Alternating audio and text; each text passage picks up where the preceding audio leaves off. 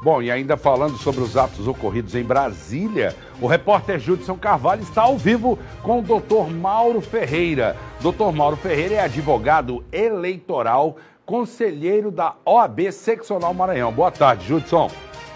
Olá, boa tarde, Sérgio. Boa tarde a todos. Exatamente, né, Sérgio? Um fato lamentável, essas manifestações consideradas terroristas, né, por extremistas de extrema-direita. Então, um fato que vem sendo acompanhado, como você mostrou aí na fala do ministro.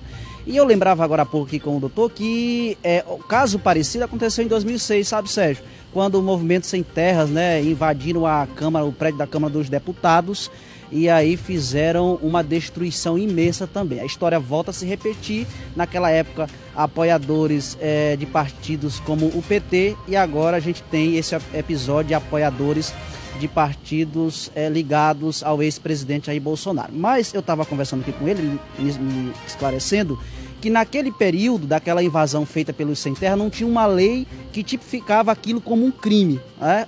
Até tinha, mas era crime comum. Os anos se passaram, as leis mudaram e tem uma lei que vai ficar sério, já está séria essa situação para esses manifestantes terroristas, né, golpistas, que não respeitam a vontade da maioria, que isso é o essencial da democracia, respeitar o contraditório e principalmente a vontade da maioria. Eu vou conversar aqui com o doutor, ele vai explicar para a gente. Na prática, as pessoas que ali participaram daquela baderna, a gente vê imagens de rastro de destruição. O ministro já deu alguns detalhes sobre o tempo de prisão que pode pegar, mas que na prática, que crime é esse? Boa tarde, Judson, boa tarde, Sérgio Murilo, boa tarde ao telespectador. Inicialmente, os trabalhos de investigação estão iniciando. É necessário efetuar as prisões em flagrante e preventivas. As pessoas que foram localizadas ali foram levadas em flagrante e certamente passarão por uma audiência de custódia. Outras pessoas com aprofundada investigação, certamente identificados os indícios de autoria, materialidade delitiva e ali há sem dúvida um risco à ordem pública, elas estão sujeitas à prisão preventiva, né? E por isso as instituições democráticas têm que funcionar mais do que nunca, tanto a polícia, o Ministério Público e o Poder Judiciário. No caso em específico, é importante salientar que no ano de 2021, a Lei 14.197 teve uma alteração substancial ao Código Penal e trouxe, como o ministro Flávio Dino falou há pouco, os artigos 359L e 359M, que definem crimes contra as instituições democráticas. A meu ver, a tipificação está ali contida, até porque a gente sabe que só há crime com a lei anterior que o defina, e essa lei é de 2021, e no caso as pessoas ali, em tese, estão enquadradas naquele dispositivo legal. Também há de se caracterizar o dano ao patrimônio público, o dano ao patrimônio privado, pode-se também caracterizar associação criminosa e, eventualmente, organização criminosa, a depender da complexidade da organização dos atos que foram praticados. Pronto, então, aprofundando as investigações, ainda tem outro ponto que gostaria que você deixasse mais claro, que é chegar aos financiadores. Inclusive, isso lá em Brasília estão se discutindo muito, né? Um ponto importante que a investigação deve avançar, principalmente com o apoio das instituições democráticas. Perfeitamente. É óbvio, é um raciocínio lógico, que ninguém se reúne daquela maneira sem que haja uma organização, sem que haja um financiamento. Tudo tem custo, tem logística, isso é óbvio. E as instituições devem funcionar, a polícia, o Ministério Público devem investigar quem foram os responsáveis por aquela organização e, sem dúvida nenhuma, responsabilizá-los pelo crime cometido, pelos crimes cometidos e, sem dúvida, também a questão da organização criminosa, que, a meu ver, está devidamente configurada. Doutor Mauro, o outro detalhe é que ali foi um ponto presencial, né? Aqueles atos de vandalismo, mas houve também um momento na internet de arrumar essas pessoas. Existe também um crime que deve ser tipificado, inclusive um crime cibernético, porque, como você falou, associação criminosa. Eles fizeram isso usando a internet. A lei também, a investigação também deve proceder nesse sentido, né? Crimes virtuais. Sem dúvida, sem dúvida. A investigação ela deve ser levada a ponto de identificar quem foram os mentores, quem foram os organizadores e os financiadores daqueles atos criminosos, certo? E, devidamente, o devido processo legal, puni-los na forma da lei. Aqui as informações repassadas pelo Dr. Mauro Ferreira, advogado eleitoral. Sérgio, as imagens que nós mostramos durante nossa programação foi de atos de vandalismo. Como o doutor falou, é importante que nesse momento as instituições democráticas do país possam restabelecer e manter a nossa tão jovem democracia, Sérgio. Aqui no Maranhão, esse assunto repercutiu muito.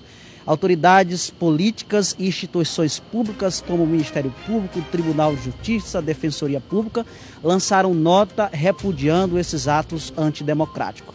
A classe política do Maranhão também, Sérgio, eu estava acompanhando agora há pouco, todos foram unânimes em lançar notas contra esses atos. Tais como, por exemplo, o presidente da Assembleia Legislativa do Maranhão, o deputado pelo PCdoB, Otelino Neto, considerou esses atos que devem ser apurados, disse ele em uma rede social. A deputada estadual mais votada da história do Maranhão, Iracema Vale, também condenou esses atos e pediu punições aos envolvidos. O governador Carlos Brandão, inclusive, já lançou notas de repúdio e reforço para ajudar no policiamento na capital federal. O líder da bancada maranhense, o deputado federal Kleber Verde, do Republicanos, também condenou os atos. O senador Everton Rocha lançou numa rede social falas de repúdios em relação a esses atos de vandalismo. O ex-senador da República também, Roberto Rocha, foi unânime em ser contra esses ataques sofridos na sede dos três poderes. Então, Sérgio, toda a população chamando a atenção e pedindo a colaboração. A gente sabe que ideias contrárias sempre vão ter, mas é aquele velho ditado, você perde o seu direito quando você mexe no do outro, Sérgio. Isso é uma frase importante, porque ali, na verdade, não há direito. O resultado da eleição, né, doutor, ele foi já elaborado pelas instituições, Tribunal Regional Eleitoral, Tribunal Superior Eleitoral, os tribunais regionais, assim como todas as instituições. Então, o resultado não há de que se questionar, né? Exatamente. A manifestação democrática é totalmente diferente do que houve. O que houve ali foi crime. Temos que dar o nome aos bois. Manifestar-se pacificamente, de maneira polida, contra atos específicos do governo, ok, é legítimo, é democrático e é necessário que permanecemos nesse viés também. Mas violência, destruição de patrimônio público, vandalismo e crime contra as instituições democráticas é inaceitável e precisa ser punido. Eu estava observando as imagens, o rastro de destruição foi tão grande que até símbolos, né, como o brasão da República, foram destruídos. As cadeiras foram arrancadas e, como você pontuou, um ato realmente de terrorismo, né? Porque na rede social é importante a gente falar aqui, sabe, Sérgio, porque isso tem várias discussões. Uns defendem, é claro que a gente tem que defender sim a democracia, aquele retrato ali, aquela cena de destruição, ainda tem gente que ainda apoia, né, sem questionar. Mas ali ficou um rastro de destruição, principalmente no dano ao patrimônio público, né, doutor? Perfeitamente. É importante a gente fazer uma distinção jurídica. A meu ver, ali não é vandalismo. O vandalismo é dano, mas ali houve um elemento subjetivo. Tanto é que essa cena de destruição dos prédios públicos, brasão da República, cadeira de ministro, isso vai além.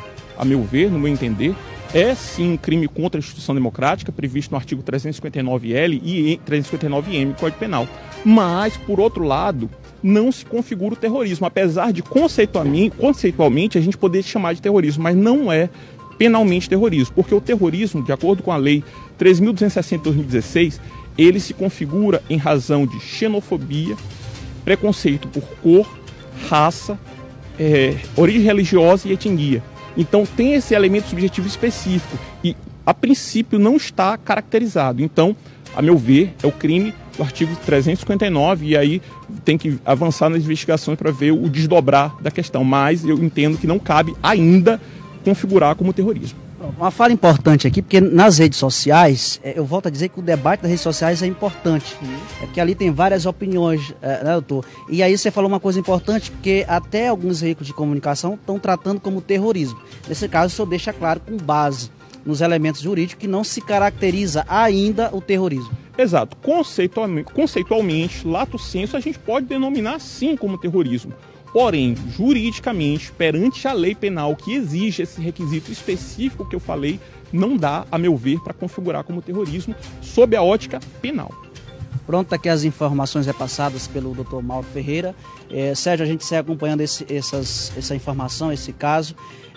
E a gente, eu, você, o doutor aqui que falou com a gente, acredita nas forças das instituições que representam a nossa tão jovem democracia, que deve ser respeitada.